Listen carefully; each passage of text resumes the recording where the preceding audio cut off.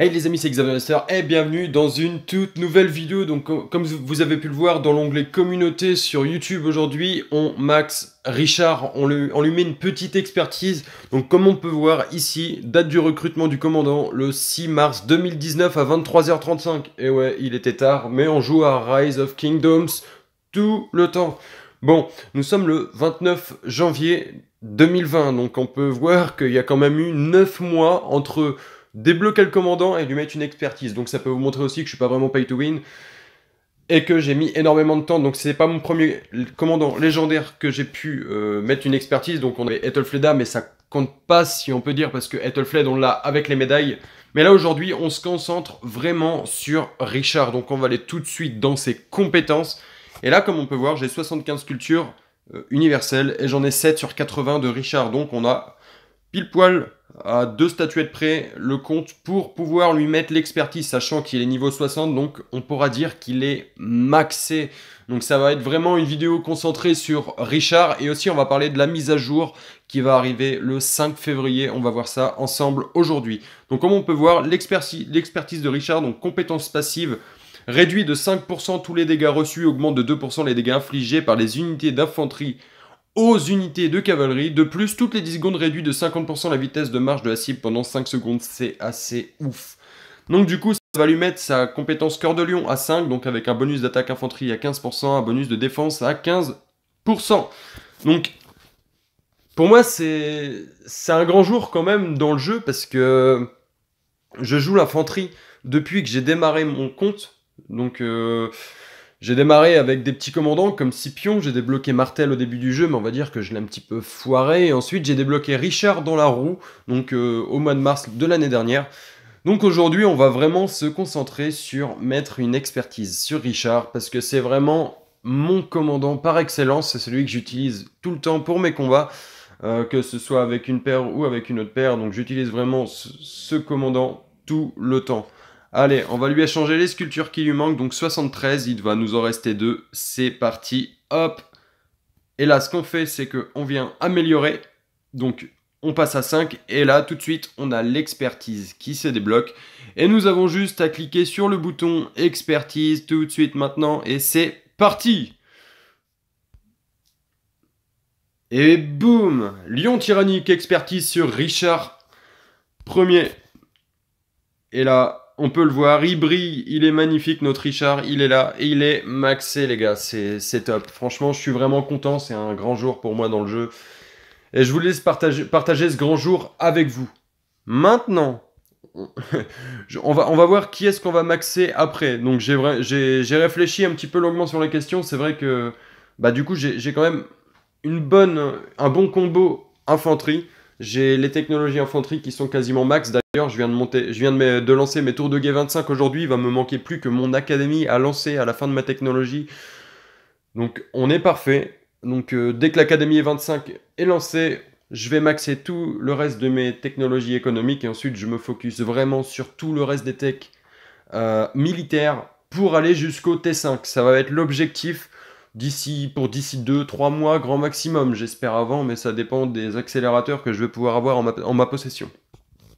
Prochain commandant que je vais m'occuper, c'est Yi Seong-Gye. Comme on peut voir, sa première compétence est à 1, et je veux son expertise. Donc, on l'étudiera plus tard, dans une autre vidéo, je pense la semaine prochaine.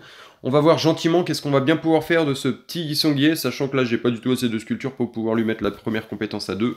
Donc, on va être patient. Objectif secondaire de mon compte, ça va être de passer au VIP 12. Comme on voit, il me reste pas grand-chose, donc je vais économiser un max de gemmes, genre 50 000 gemmes, je pense. Je sais pas si je vais attendre l'événement plus que des gemmes pour le faire, parce que 2 sculptures par jour, franchement, ça vaut le coup de ne pas attendre, c'est super important. Je gagnerai plus à mettre des gemmes dans mon VIP maintenant que d'attendre le plus que des gemmes qui va tomber certainement dans 2 mois, et je vais perdre genre 60 sculptures, même un peu plus, 3 fois, donc ça fait 60 jours, donc ça fait 120 sculptures légendaires. Franchement, j'ai pas trop envie d'attendre pour gagner seulement 13 sculptures. Donc, prochain objectif, monter VIP 12, mettre une expertise à Yi Seong-Gye, et on va voir ensemble tout de suite la nouvelle mise à jour qui, comme tout le monde, on a tous reçu un petit mail ce matin, bah, cet après-midi à 13h54, enfin ça dépend un petit peu à 1 minute près ou 2 minutes près. Donc, nous prévoyons de mettre à jour le jeu à la version 1.0.30 pour la Saint-Valentin. Pensez à offrir une petite rose à votre femme ou à votre monsieur, c'est super important.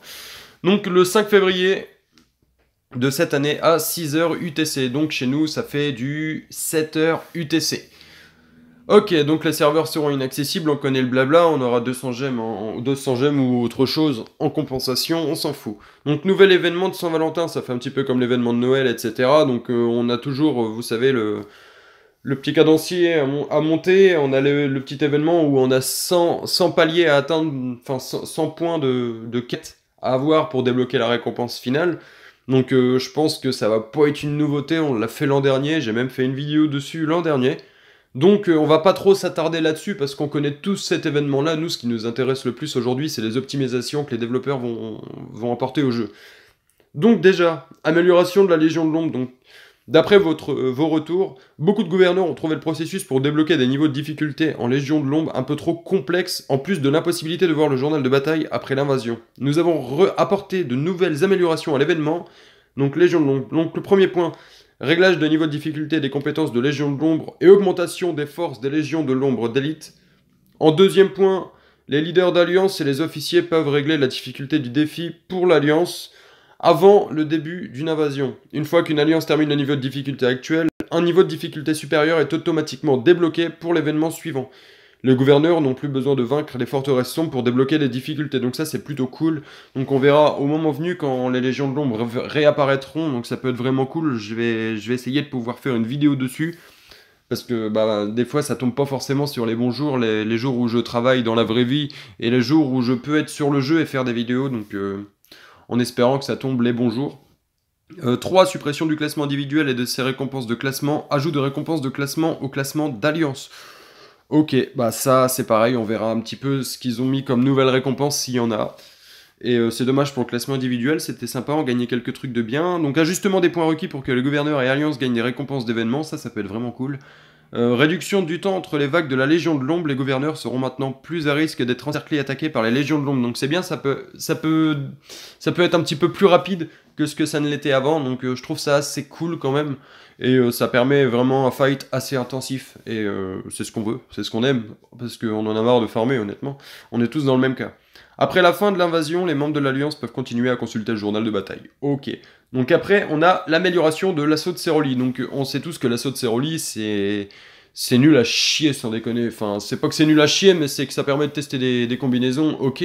Mais les récompenses par rapport au niveau étaient vraiment pourrites, quoi. On va pas se mentir. D'ailleurs, mettez un commentaire si vous êtes d'accord.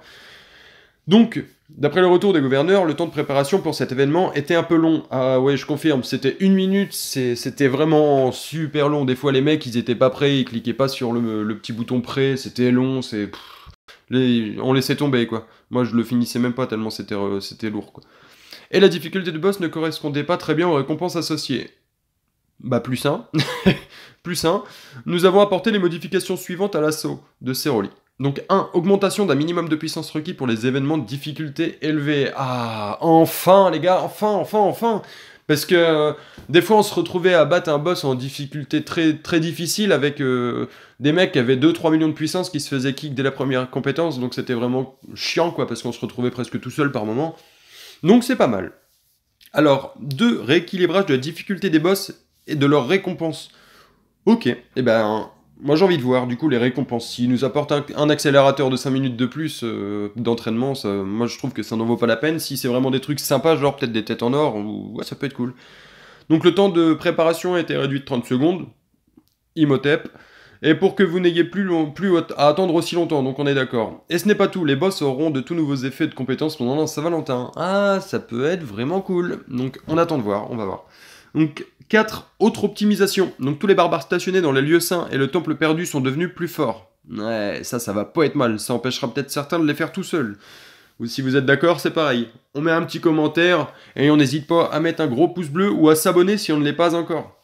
Donc certains équipements peuvent maintenant être recyclés manuellement directement dans l'inventaire. Ah, ça c'est intéressant, sachant que bientôt je vais vous sortir une petite vidéo sur la forge, vraiment en optimisant et comment farmer un petit peu les équipements, donc ça peut être cool. Après, troisième point pour l'optimisation, pour les autres optimisations, donc le niveau de VIP maximum est passé à 17, ça concerne pas beaucoup d'entre nous parce que franchement, même moi, ça fait presque un an que je joue, je galère à avoir mon VIP 12. Après, c'est peut-être parce que j'ai pas investi au bon moment dedans, mais honnêtement, VIP 17, les mecs, à moins que vous vous appelez Baba TC Atatürk, franchement, ça va être compliqué de l'avoir. Ou alors, il faut vous mettre un paquet de pognon. Donnez de l'argent à Lilith, ils vont faire des meilleurs events. Alors 4, le panneau de gestion des personnages du gouverneur triera désormais par puissance, ce qui devrait faciliter la recherche de personnages pour les autres gouverneurs. Avant d'aller à l'autre point, on va aller voir un truc. Donc on va dans Alliance. Donc vous allez ici, par exemple rang 3, et là, on peut voir que c'est classé par ordre. Normalement, si je vais dans une autre alliance, par exemple E, membre de l'alliance, rang 3, et là, on peut voir que c'est le Bronx, le mec. C'est Bagdad, parce que tout est mélangé. On ne sait pas où les retrouver un petit peu. Donc là, ils vont vraiment classer par puissance, et ça peut être vraiment cool. Donc ça, c'est vraiment un des points d'alliance qu'on demande depuis le début du jeu. Parce qu'on se fait chier des fois, on se fait attaquer par un mec au début du royaume, on sait pas d'où il est, et on va regarder dans son alliance respective, on met 3 plombs à le trouver parce qu'il est complètement mélangé dans la masse avec les mecs qui ont 2, 3, 4, 10 millions, alors que lui il n'a que 600 000, vous voyez le délire. Donc c'est plutôt pas mal. Donc on va continuer avec l'aspect numéro 5, ajout d'une notification quand la capacité d'hôpital est presque épuisée. Et ouais, ça évitera les surprises de quand on est en bataille. Bah pourquoi sur mon rapport on a des morts? Bah oui, on doit check l'hôpital. Et ben là au moins on aura une petite notif en nous disant attention cher gouverneur, votre hôpital est quasiment plein, vous risquez d'avoir des morts. Ça c'est vraiment cool et je kiffe à 100% cette partie de la mise à jour, franchement. Donc les gouverneurs auront maintenant une meilleure idée de l'état de leur capacité de leur hôpital et pourront, nous l'espérons, empêcher les morts de troupes à l'avance. Bon, moi ce que je veux en KVK c'est tuer les troupes des mecs en face, mais c'est pas grave, c'est toujours bien. 6. Pendant le tombeau d'Osiris, les troupes maintiennent leur position après une bataille au lieu de revenir en ville automatiquement. Ah, ça va être pas mal ça, parce que c'est vrai que ça nous évitera de faire perdre du temps si on a 5 files de troupes dehors et qu'on est en train de se fight. Et mise à jour de la foire aux questions, donc la FAQ pour ceux qui savent pas ce que ça veut dire, du jeu pour les gouverneurs. Nous aimerions beaucoup savoir ce que vous pensez de cette mise à jour. Cliquez ici pour nous laisser un commentaire. Merci de votre soutien envers Rise of Kingdoms, Rock Group. Et voilà les amis. Donc, résumé, on va avoir une mise à jour quand même assez béton pour mon avis. N'hésitez pas à me donner votre avis sur cette mise à jour en commentaire. N'hésitez pas à vous abonner, à cliquer sur la cloche de notification pour ne jamais rien louper. Et surtout, on met un gros pouce bleu sur la vidéo, ça fait toujours plaisir et ça montre que vous aimez un petit peu mon travail. Donc les amis, c'était Xavier Master et à très vite sur YouTube. Ciao.